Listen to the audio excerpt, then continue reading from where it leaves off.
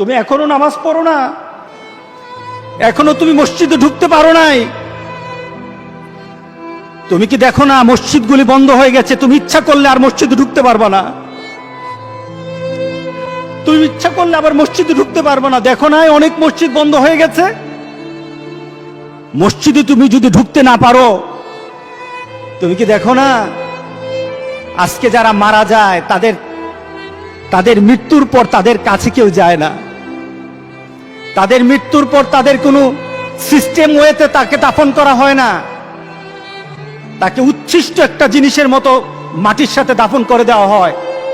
এ মানুষগুলি কাছে যায় না, টেনে টেনে দড়ি ধরে টেনে দিয়ে তাকে গর্তের মধ্যে ফেলে দেয়, তার কাছে যায় না। তুমি কি দেখো না?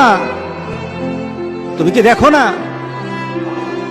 আমার মাবুদ আমাদের প্রতি রাগ করে আছে? আমাদের মাবুদ আমাদের প্রতি রাগ করে আছে।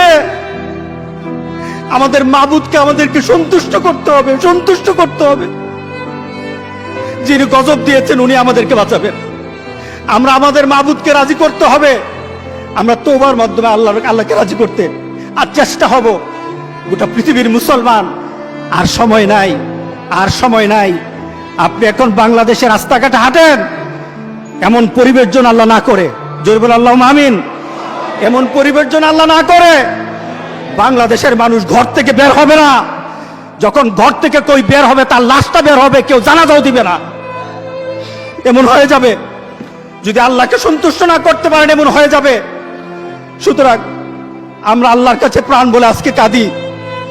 যারা নামাজ পড়ো না, তুমি টের পাও না মসজিদের দরজা তোমার জন্য বন্ধ হয়ে যাবে।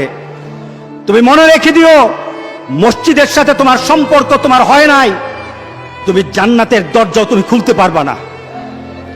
তুমি এখনো বেনামাজি, এখনো সকালবেলা তুমি ঘুমাও, এখনো তুমি আল্লাহকে ভুলে আছো, এখনো তোমার কাছে তওবার কথা তোমার চিন্তাতে আসে নাই। তুমি অনেক কিছু হতে পারো, তুমি মুসলমানের কাতারে থাকবা না।